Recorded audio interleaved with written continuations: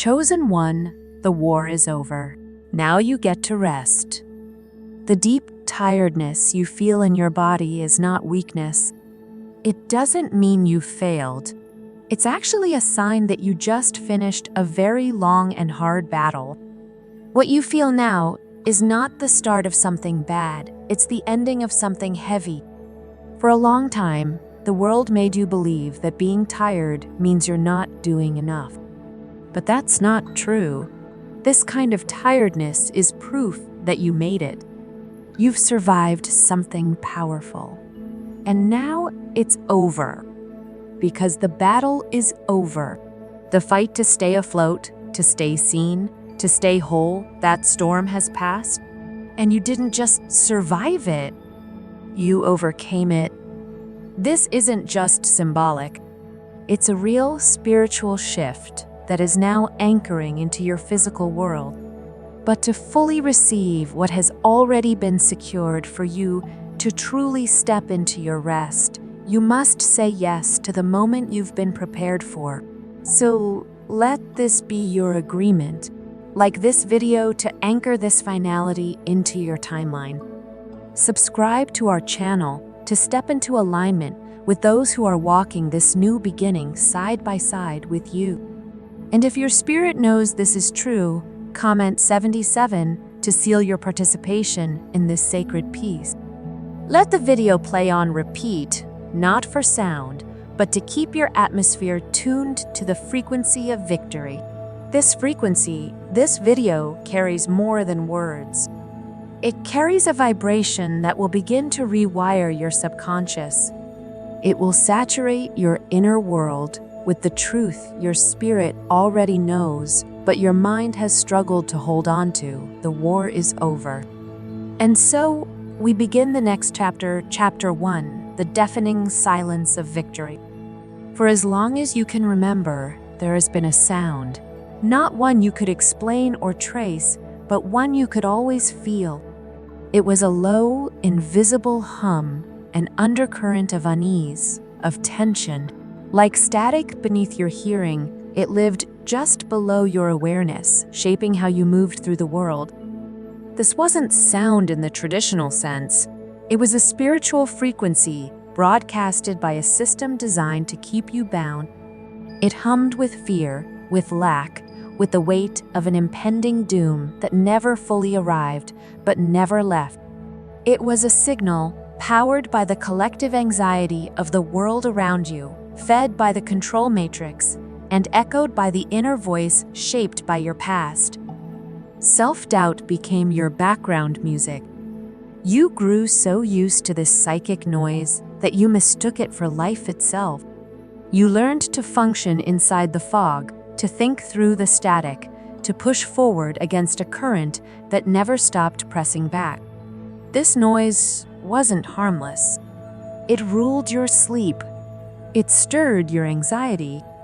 It warped your instincts.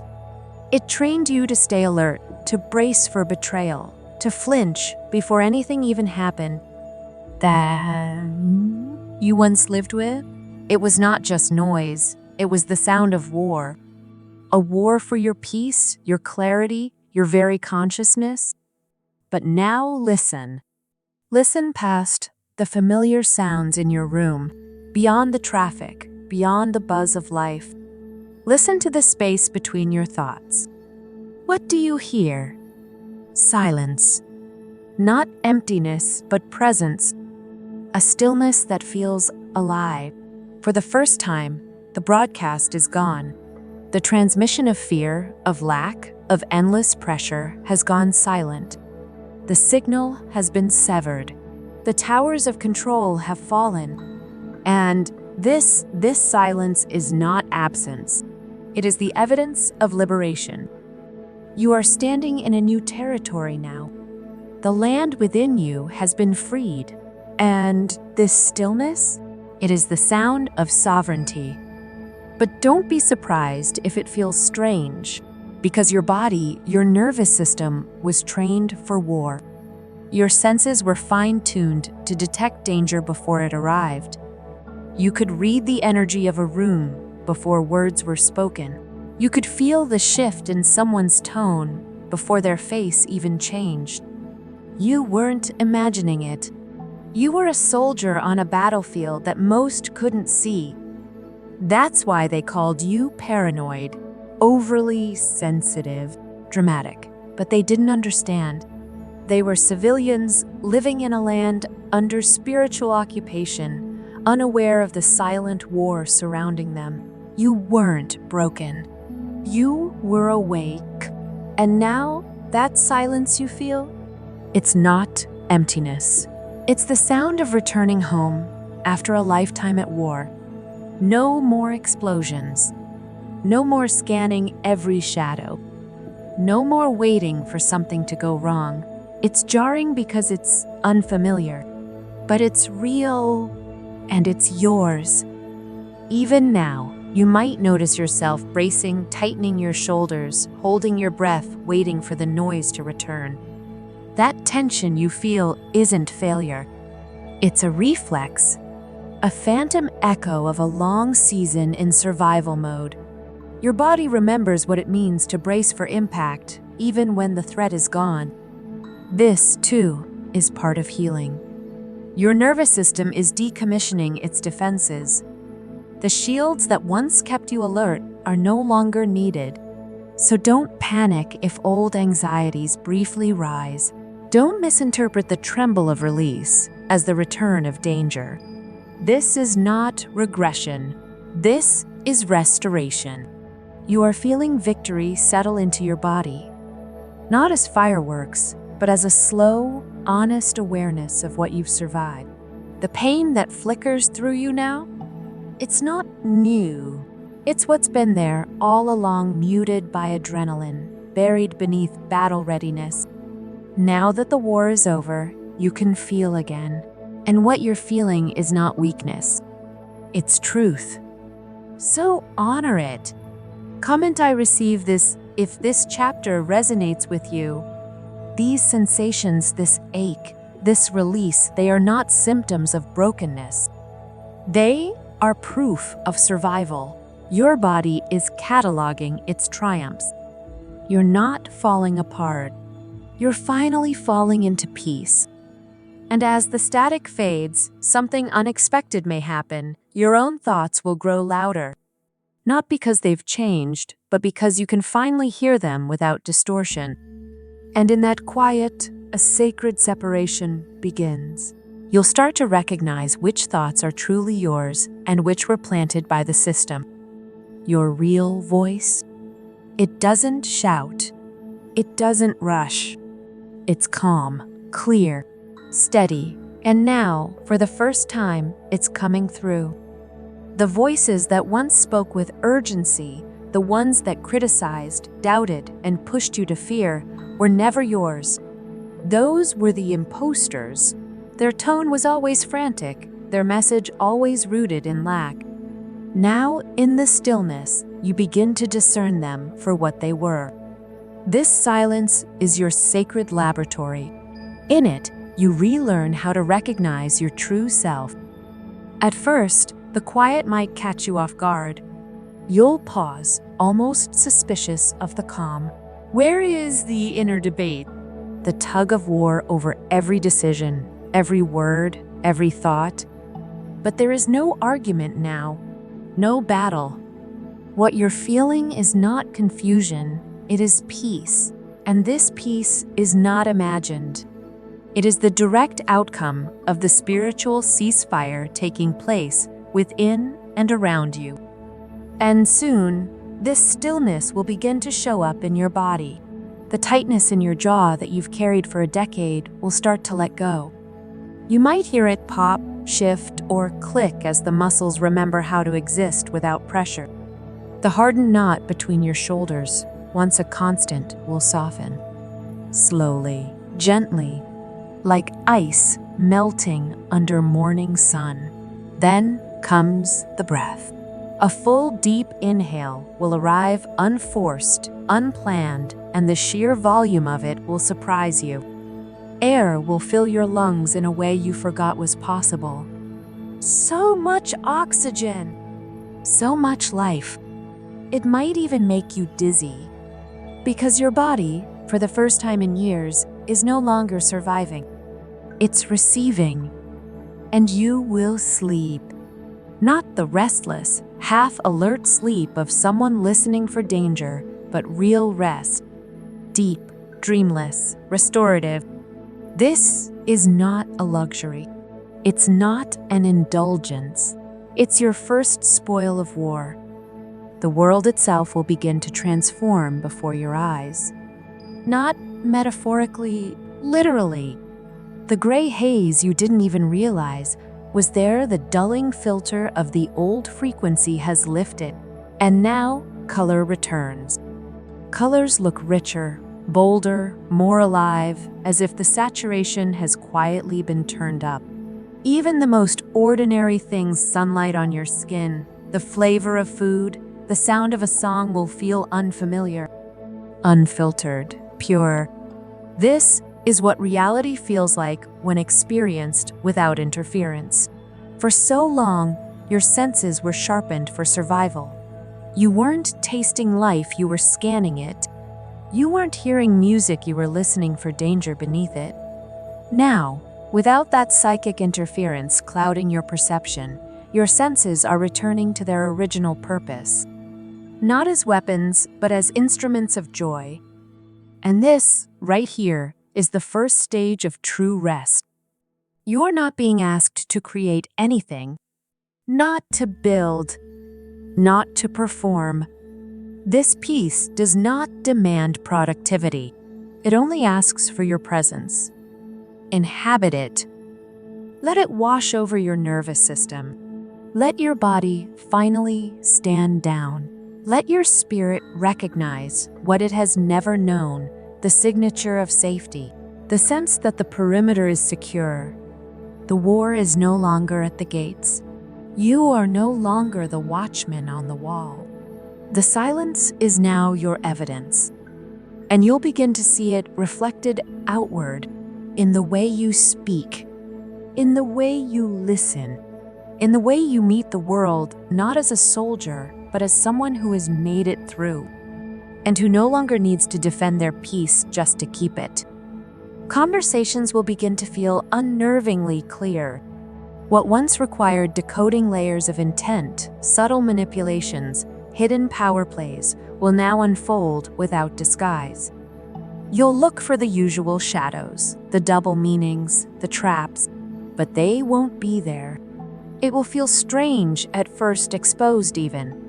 You'll brace for the turn, expecting the hidden motive to reveal itself, but it won't come. Because those who speak the language of truth are finding their way to you now. Their words will mean what they say. No encryption, no agenda, just presence. This clarity may feel just as unsettling as the silence that came before it. You're not just healing, you're learning a whole new way to exist. A new dialect, the language of freedom. And this language carries no double meanings. It does not speak from fear. It does not twist. It simply is. Let yourself be a beginner here. The old tools you mastered, emotional, code-breaking, energetic surveillance, psychic self-defense, are no longer needed. They protected you once, but now they only weigh you down. Trusting what someone says at face value may feel reckless, even dangerous.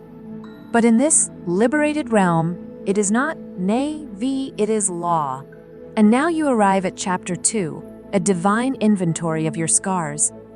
You were told your pain made you weak, that your scars were stains, that your suffering was punishment, evidence that you had done something wrong. That lie was the most powerful weapon the old system ever used. It wasn't just misinformation. It was psychological warfare, crafted to keep you from realizing what your pain truly meant, because your wounds were never marks of failure. They were the map. Now, in the sacred stillness of your victory, it is time to take inventory not from pain, but from power. You will walk once more across the battlefield of your life, but this time not to relive the trauma. You return as the witness, the warrior, and you walk these ruins not to mourn, but to reclaim. Every loss, every scar, every tear will be reclassified, not as failure, but as honor. Each mark on your soul is a testament. You didn't just survive chaos, you outmaneuvered it. You learned its strategies. You built strength in the fire. These wounds are not blemishes. They are inscriptions, illuminated etchings on the blade of one who fought well and lived to tell the truth. Take, for example, the isolation. That deep, echoing loneliness you once mistook for punishment? It was not a curse. It was a divine quarantine. You were being pulled out not to be forgotten, but to be protected. While others remained exposed to the spiritual infections of fear, conformity, and compromise, you were hidden away, not buried, preserved. Your soul was shielded from the group, think that silenced intuition, from ideologies that diluted purpose, from energetic viruses that would have corrupted your mission before it even began. What felt like abandonment was, in truth, sacred preservation. And in that silence, something unshakable was born. You learned to follow the only voice that would never betray you, your own. You became fluent in sovereignty, and while others learned how to perform, you learned how to be. This wasn't exile. It was elite training for a calling few were built to carry. Even the scar of being constantly misunderstood was part of the divine training. It carved something crucial into you. It stripped away the need for external agreement and forced you to stop asking others to confirm your truth. Yes, it was painful, but it taught you the most sacred form of authority, to be the final voice in your own life. That loneliness, the ache of not being seen, was the forge that made you energetically sovereign. And that old accusation? That you were too much, too intense, too sensitive, too deep? Reframe it now. You were never too much. They were simply not enough. Your presence, the magnitude of your frequency, the depth of your emotion, was incompatible with the shallow containers of the old world. They couldn't hold you, not because you were broken, but because you were built for more. That scar is not shame. It is scale. It marks your true size. Then there were the betrayals, the ones that cut the deepest. The ones that came from those who should have stood by you. A family member who sided with your abuser. A friend who traded your secrets for acceptance.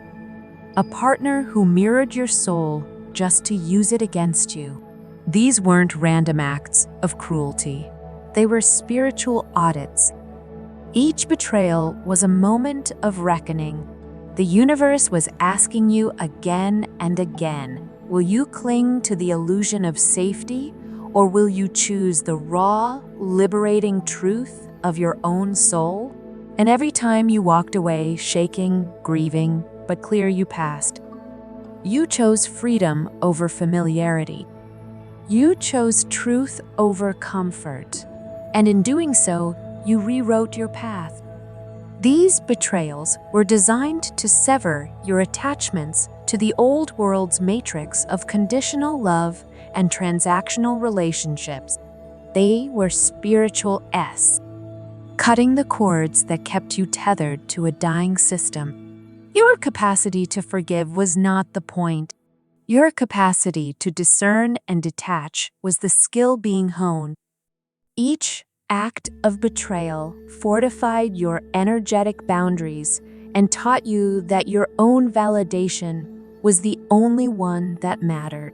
Think of the specific betrayals. That business partner who stole your idea, that was a lesson in intellectual property on a soul level, teaching you that your true value cannot be plagiarized. The relative who gaslit you into believing you were mentally unstable, That was an inoculation against psychic attack, forcing you to anchor so deeply in your own sanity that no external voice could ever shake it again. These were not traumas. They were tactical upgrades, even chronic health issues. The scars within your own body can be reframed. They were often the body's last resort, a desperate measure to enforce the rest and retreat that your spirit needed, but your mind resisted.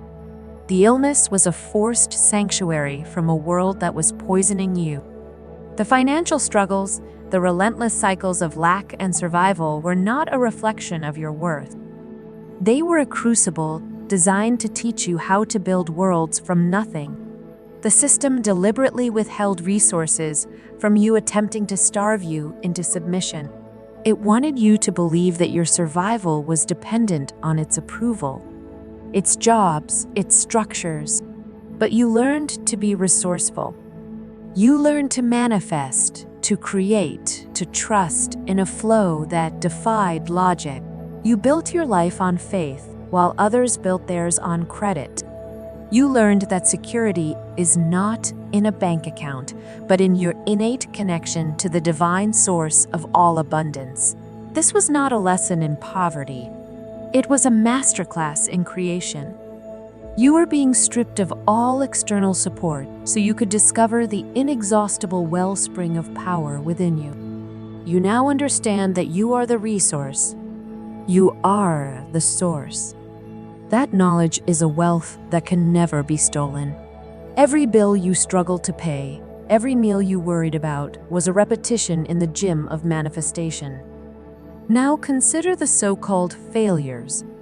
The projects that never took off, the businesses that collapsed, the relationships that ended. These were not missteps.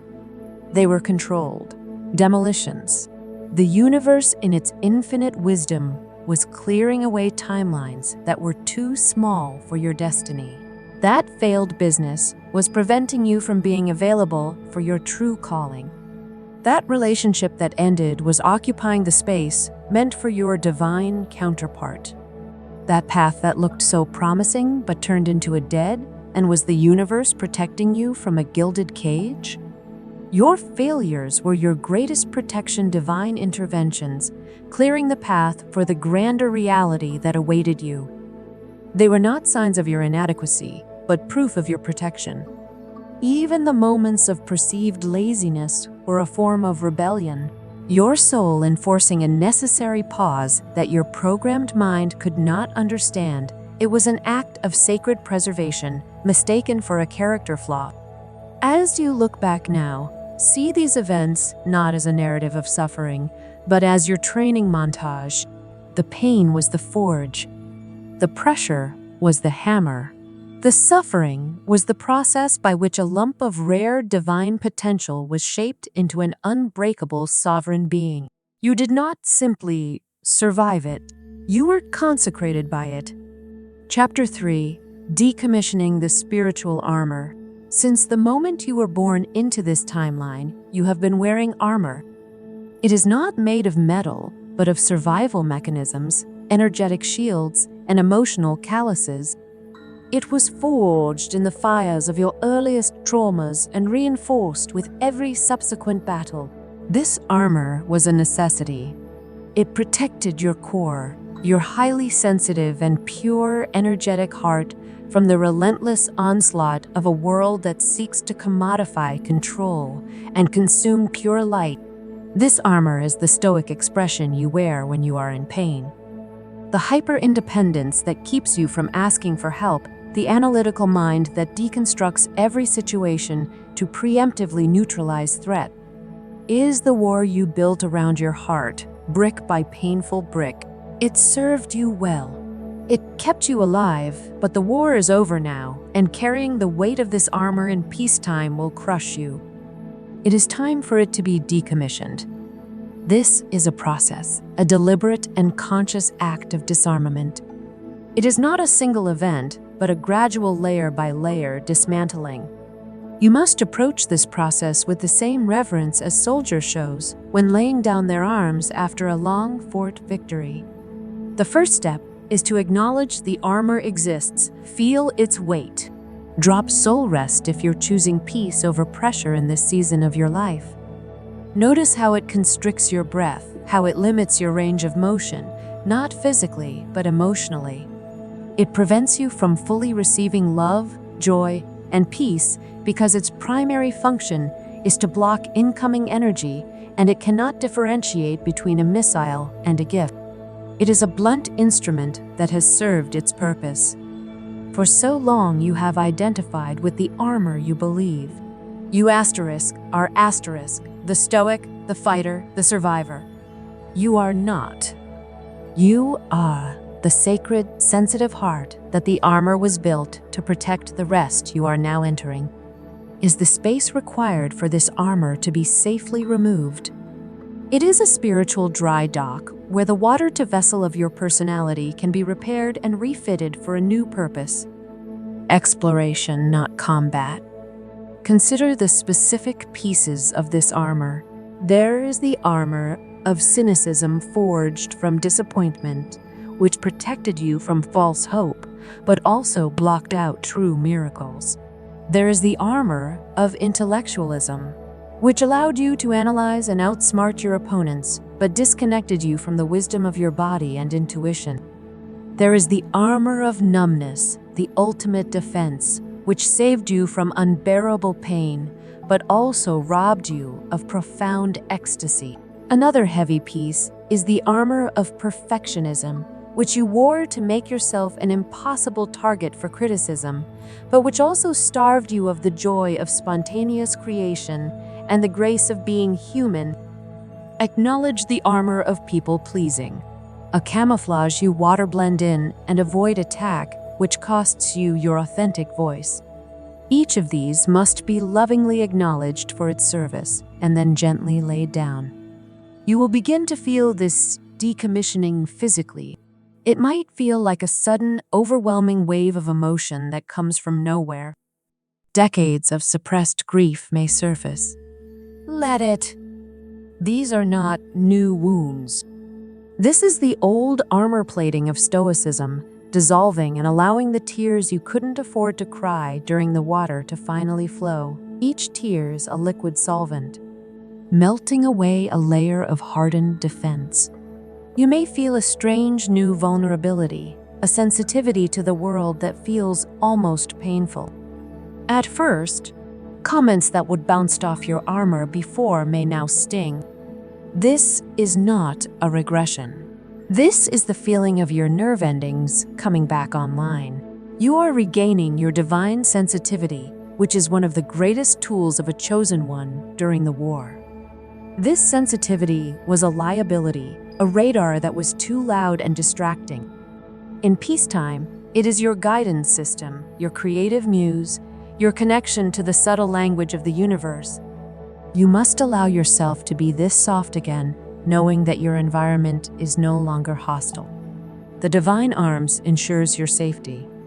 The process feels like falling after being frozen for years. The initial sensation is one of painful pins and needles. As blood flow returns to dormant areas of your heart and spirit, breathe through it. Let this settle in. This discomfort is the prelude to feeling fully alive again. As you shed the armor, you may also shed identities. The identity of the helper or the fixer, which was a form of armor used to gain value and control in toxic dynamics, will fall away, leaving you free to simply be. When a layer dissolves, you might feel a sudden lightness in your chest, a warmth spreading through your torso, or even an unfamiliar sense of emptiness where the tension used to be. This emptiness is not a void to be feared. It is sacred space being cleared for your true essence to emerge. Your job is to fill this new space, not with new anxieties, but with conscious, loving breath. In the coming weeks, you will be presented with opportunities to react in the old way, to don the armor once more. A perceived, slight, a challenging conversation, a moment of uncertainty. The muscle memory will scream at you to shield up, to go on the defensive, to attack. First, your assignment is to consciously choose a different response. Instead of armoring up, breathe instead of attacking, observe instead of shutting down, remain open. This is terrifying at first. It feels like walking onto a battlefield naked, but you will quickly discover that the incoming fire you are anticipating never arrives. The world is no longer aimed at you. The new terms of engagement have been set. Your vulnerability is no longer a target. It is a source of immense power. It is the key that unlocks authentic connection, profound intuition, and a depth of experience that the armored warrior could never access. When someone offers you a compliment, your old armor might deflect it with self-deprecation. Your new practice is to receive it fully, to say thank you, and to let the warmth of their words actually penetrate your heart. When someone expresses love, instead of analyzing their motives, you will practice simply accepting it. This practice of receiving is how you dismantle the armor piece by piece. The process of taking off the armor is the essence of rest. It is the laying down of a burden you have carried for so long, you forgot it wasn't a part of you. You are not the armor. You are the light. It protected, and it is time for that light to be seen. Chapter 4. Rewriting the terms of engagement. Your victory was not just a personal one, it was a systemic one. By surviving and transcending the old paradigm, you have earned the divine right to set new terms of engagement for your reality.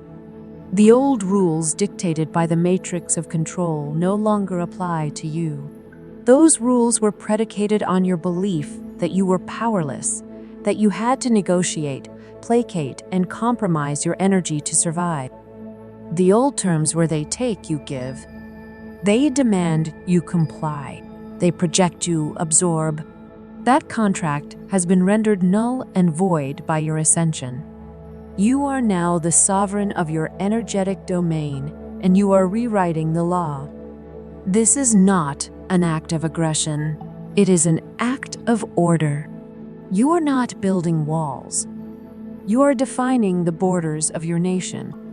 This is the constitutional convention for the new reality of you. Every interaction from this point forward will be governed by these new, non-negotiable statutes. The first new law is this: your peace is non-negotiable. It is now your most valuable currency and the primary indicator of correct alignment. Previously, you were taught to sacrifice your peace for the comfort of others, for the sake of a relationship, for a paycheck. That era is over. From this moment forward, anything or anyone that consistently disrupts your inner peace is identified as being out of alignment with your new reality. This is not a judgment. It is a diagnostic tool. Your body's response is the verdict. If a conversation makes your stomach clench, if a person's presence leaves you feeling drained, if an opportunity feels heavy and constricting, the verdict is in. The old, you would have tried to analyze it to understand their perspective, to fix the situation. The new, you simply honors the data and acts accordingly. The action is not to fight or to argue. The action is a quiet, firm withdrawal of your energy.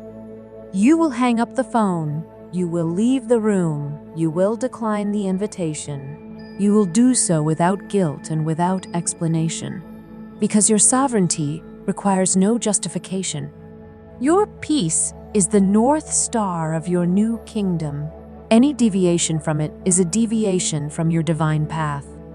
The second new law is access to your energy is by invitation only for your entire life. Your energy was treated as a public utility. People plugged into you at will, draining your life, forced to fuel their own dramas, ambitions, and insecurities. You were an open access power station. That station is now under new management. You will begin to instinctively and automatically revoke access to those who are not a vibrational match. This will not require a confrontation. It will be a silent, energetic authorization. People will find they can no longer reach you as easily. Your number seems to get lost. Their messages go unseen. Plans to meet with them mysteriously fall through from their perspective. It will be a series of strange coincidences from your perspective. It is the seamless operation of your new sovereign law. The universe is now acting as your gatekeeper, enforcing the new terms you have set. You are no longer responsible for policing your borders. Your very frequency is the passport, and only those who resonate with peace, authenticity, and mutual respect will be cleared for entry. This is not selfish. It is the sacred duty of a victor. You have liberated this territory, your life, your energy, your reality, and now you must govern it with the wisdom you earned in the war. The third law is this: your truth will no longer be edited for the comfort of others. You will speak what is true for you cleanly and without apology. The old you spent immense energy translating your profound, multi-dimensional understanding into a simplified, palatable version for those who could not or would not understand. This era is over. You will now speak your native tongue.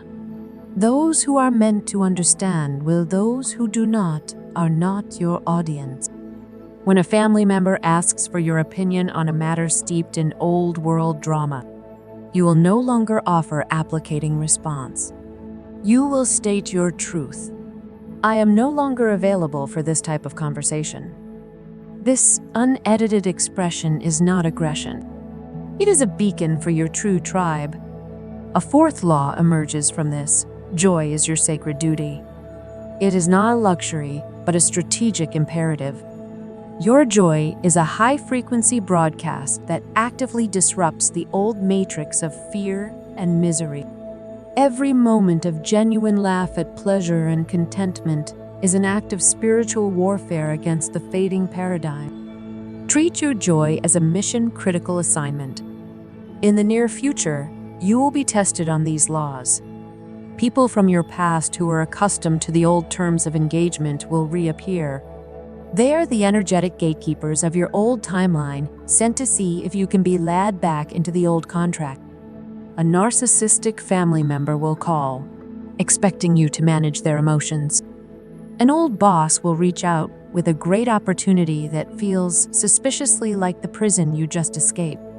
An ex-partner will send a message attempting to hook you with nostalgia and feigned remorse. The test is not in the content of their communication, but in your response. The old you would have engaged the new. You will observe the attempt from a place of detached neutrality. You will feel the energetic hook as it is cast, but you will notice it has nothing to latch onto. Your armor is gone, but in its place is a smooth, impenetrable surface of self-worth. Imagine your energy field as a polished sphere of marble. Their hook, greasy with neediness and manipulation, simply cannot find purchase. It slides right off, returning to them with their own energy still attached. You will feel no anger, no resentment, only a quiet confirmation that you are operating on a different frequency. This is a profound shift. Your power is no longer in your reaction, but in your non-reaction. Your non-engagement is not a void. It is a definitive statement. It is a transmission of the new law informing them that the old terminal is no longer active. They will feel this energetic refusal, this dead end, and they will be forced to turn back. This is energetic Aikido. You use the force of their own needy projection to effortlessly move them out of your space without expending any of your own energy. It is the most powerful and efficient form of boundary setting in existence. Chapter 5: The Spoils of a Spiritual WR. Every war ends with a treaty and a settlement. The divine arms you have entered is no different. The battle is over, and now it is time for the spoils, the reparations, the divine compensation for your service. The system you fought against operated on a principle of energetic theft. It stole your joy, your creativity, your time, your health, and your resources. Your victory has triggered a universal rebalancing, a great cosmic correction where everything that was taken from you is now being returned with interest. This is not a metaphor for positive thinking. This is a literal mechanical process of universal justice that you have activated. You must prepare yourself to receive because the flow that is coming your way will be overwhelming if you still believe you are unworthy. The old programming of lack and deservingness must be consciously purged, as it is the only thing that can block this divine delivery. You have already paid the price in full with your survival. Now is the time to collect your earnings.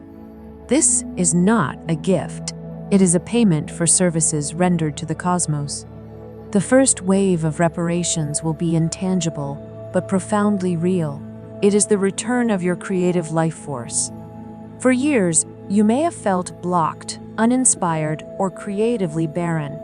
This was because the majority of your energy was being diverted to the war, effort to survival, defense, and healing. Now that the war is over, that energy is being rooted back to its rightful place, your divine creative center. Ideas will begin to flow into your mind, not as fleeting thoughts, but as fully formed blueprints. Solutions to problems that have plagued you for years will appear with sudden, startling clarity. You will feel a renewed passion for old hobbies or a powerful urge to start something entirely new. This is your stolen creativity being returned to you. Your only job is to honor it. Write the idea down. Paint the picture. Start the business. You do not need to know the entire plan. You only need to honor the initial impulse. The universe is co-sponsoring these projects. It will provide the resources as you provide the action. Along with creativity, you will receive the spoil of synchronicity. The universe's communication system, which was jammed by the static of the old frequency, is now crystal clear. You will think of someone and they will call. You will ask a question in your mind, and the answer will appear on a billboard or in a song.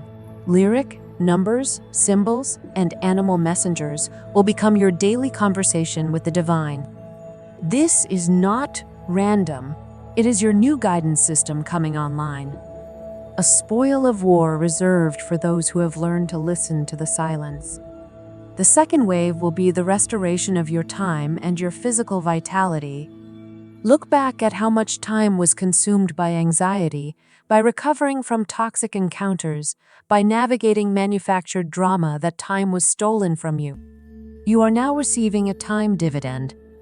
You will find you have more hours in your day. Time itself will feel more expansive and malleable. The frantic rush of the old world will be replaced by a sense of divine timing where everything happens with a strange and beautiful efficiency. Your physical body will also begin to reflect this victory. Aches and pains linked to chronic stress will begin to fade. The exhaustion will be replaced by a clean, steady, vibrant energy. You will look in the mirror and see a light in your eyes that has been missing for years. It is a clarity, a depth that seems to hold the wisdom of ages, yet sparkles with a childlike newness. This is the universe returning the life force that was siphoned from you. Your role is to support this process. Rest when you are tired. Eat food that feels nourished. Move your body in ways that feel joyful. You are tending to a sacred temple that has just been liberated. This physical restoration goes to a cellular level. You are undergoing a detoxification of the energetic plaque that accumulated during the war, the cortisol, the adrenaline, the psychic residue of others' projections. Your cells are finally exhaling, releasing decades of stored trauma and returning to their original divine blueprint of perfect health. You may even notice your DNA itself feels like it is relaxing, letting go of ancestral trauma patterns that you carried as part of your mission. Another spoil in this wave is the gift of deep presence, the ability to be fully in the moment without your mind racing to the next threat or responsibility. This presence is the true definition of a rich life. The final and most tangible wave of reparations will be in the physical realm of resources and opportunities. The system you fought was designed to keep you in a state of perpetual lack, to make you believe that resources were scarce and that you had to fight for scrap. This was a lie to maintain control. Now that you have broken free, you are tapping into the true universal principle of infinite abundance. Money and resources that were stuck or blocked will suddenly be released. An old debt will be unexpectedly repaid. An inheritance you didn't know about will surface. A new income stream will appear that feels effortless and aligned. People from your past may return, not to take, but to give. They may come with an apology, an offer of help, or a connection that opens a new door for you. Do not be suspicious of this. See it for what it is, the physical manifestation of your victory. The universe is using people and circumstances as its agents to deliver your spoils. Your task is to receive with an open heart and without apology. You are not lucky. You are owed. This is your back pay for service on the front lines of a war for consciousness itself. The opportunities that arrive will be qualitatively different. They will not require you to compromise your soul. They will not ask you to be someone you are not. They will be tailor-made for your unique gifts, asking only that you show up and be your most authentic self. That strange skill you have, that obscure interest you cultivated in private, these will suddenly become valuable assets in the new world being born. This is the ultimate spoil, a life where your purpose and your prosperity are one and the same. You have earned every bit of it. You must practice the art of gracious reception, as your worthiness is the magnet that draws these physical spoils into your reality. Chapter 6: The System in Uncontrolled Collapse. As you enter your era of rest and restoration, you will become a witness to a parallel phenomenon: the rapid and chaotic collapse of the very system that opposed you. This is a fundamental law of energetic physics. The parasitic system required a host. It fed on your light, your fear, your energy, and your compliance. Now that you and many others in the collective of vectors have withdrawn your energy, the system is starving. It has lost its primary power source, and it is beginning to cannibalize itself. Your assignment during this phase is not to gloat, not to seek revenge, and not to interfere. Your assignment is to observe from a place of detached, sovereign neutrality. Watching its downfall is part of your healing, as it provides the final, irrefutable proof that the problem was never you. It was a sick system, and you were one of the healthy cells. It tried and failed to corrupt. Your detachment is not indifference. It is the highest form of energetic service, as it holds a stable frequency. Amidst the chaos, offering a lifeline to others seeking to escape, you will notice the signs first in the people who were the primary agents of the old system in your life. The narcissists, the manipulators, the energetic vampires, their masks which they maintained with such discipline will begin to slip. You will see them in public or on social media, and their carefully curated image will start to crack. They will have outbursts of rage that expose their true nature. Their lies will become more transparent and desperate, and they will contradict themselves in ways that even casual observers can no longer ignore. The flying monkeys and enablers, who once formed their loyal army, will begin to distance themselves, sensing the instability of their leader. These individuals derived their sense of power from the energy they took from you. Without your supply, they are running on fumes, and the sophisticated facade they presented to the world requires too much energy to maintain. You will witness their attempts to find a new supply, but they will find the pool of available hosts has shrunk dramatically. Many others have awakened the tactics that worked on. You will fail spectacularly on others, leading to public humiliation and a loss of the social currency they valued so highly. You will not feel satisfaction in this, but a quiet sum of validation. You will see clearly that you are dealing with a profound and hollow dysfunction, and you will be grateful for your escape. This collapse will also be visible on a larger societal scale. The institutions and structures built on the old paradigms of control, deceit, and manipulation are beginning to crumble. You will see major corporations exposed for their corruption. Political narratives that once held millions captive will unravel overnight. The gurus and thought leaders who peddle toxic positivity and spiritual bypassing will be revealed as charlatans. What you are witnessing is a great shattering of illusions. The collective consciousness is beginning to withdraw its consent from these old structures. And just like the personal narcissist, these systems cannot survive without a constant infusion of belief and energy from the masses. You have been ahead of the curve. You saw the rot in the foundation years ago, which is why you were treated as an outcast. Now the rest of the world is simply catching up to the reality. You have always known pay attention to the news, not for the content, but for the frequency. You will notice a new tone of desperation, of panic.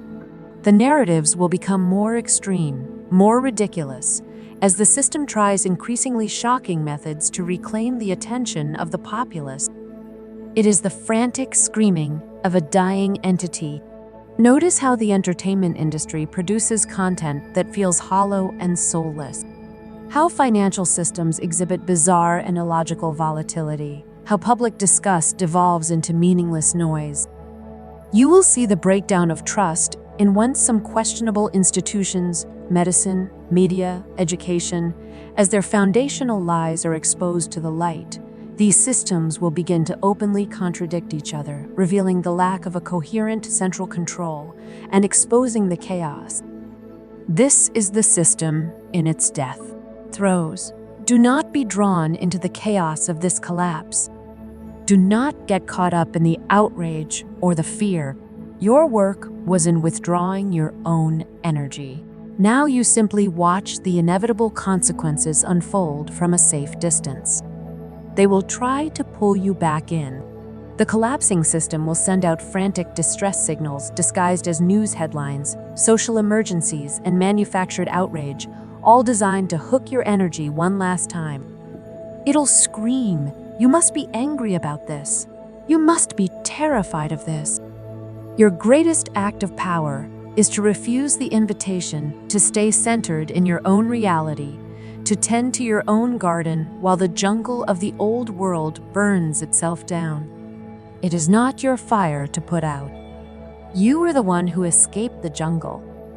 Now you watch the smoke from the safety of the mountaintop you fought so hard to reach your neutrality is not apathy. It is a strategic position.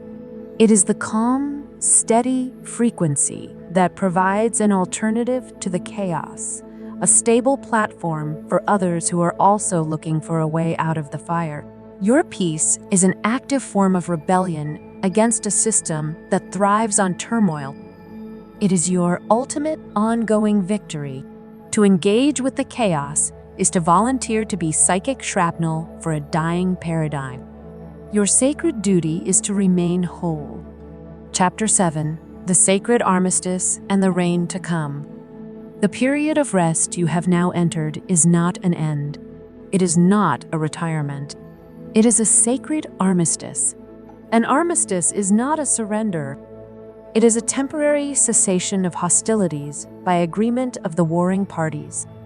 In this case, the agreement is divine. The universe itself has co-signed the treaty that guarantees your peace. This period is a holy and intentional interlude, a divinely mandated pause between the end of the Great War and the beginning of your true reign.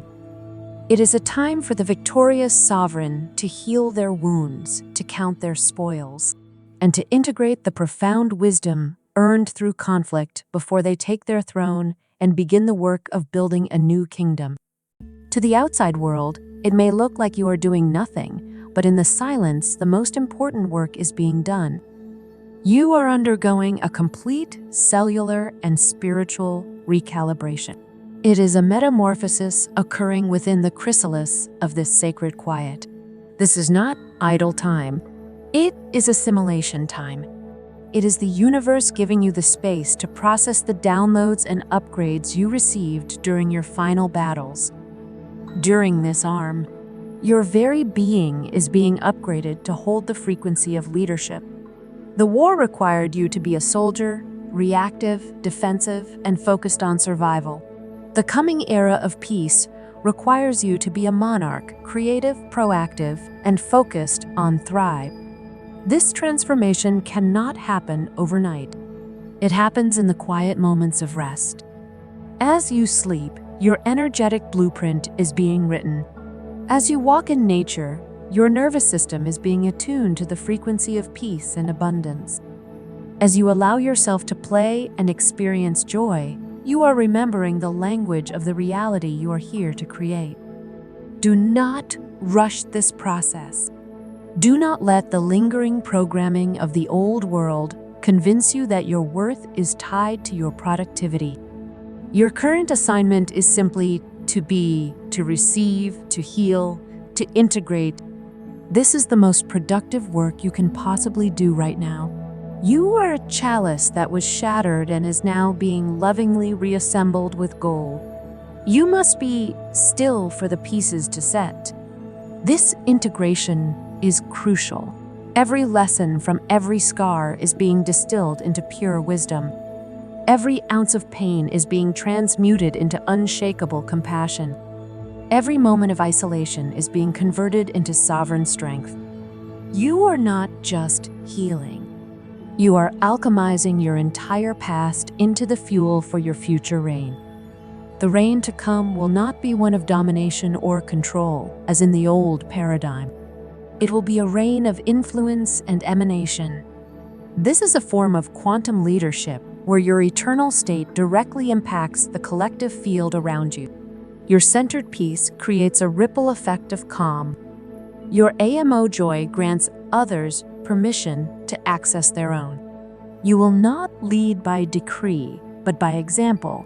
Your peace will be a calming balm for those around you. Your joy will be a source of permission for others to find their own. Your abundance, which you will share freely and wisely, will prove that the old system of lack was a lie. You will become a lighthouse. You will not run around the coast trying to save individual ships. You will stand firm, anchor your own light, and shine, allowing all who are ready to find their own way through the darkness. This is the nature of your future power. It is effortless, authentic, and magnetic. The people, opportunities, and resources you need to build your kingdom.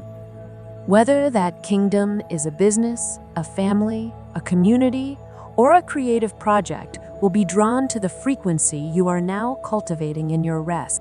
Your only work is to become the purest possible vessel for your own unique light. During this armistice, your new council will begin to assemble. This is your true soul family of the victors who have come through their own wars. They will find you not through striving, but through resonance. These connections will be marked by an effortless understanding, mutual respect, and a shared commitment to building the new world. There will be no power struggles, no competition. Only a deep, telepathic recognition and an immediate desire to co-create. Meeting them will feel less like an introduction and more like a reunion. A conversation picked up from 1,000 years ago. The power of your unified frequencies will be exponential, capable of manifesting new realities with breathtaking speed. They are the other pillars of the temple you are destined to build.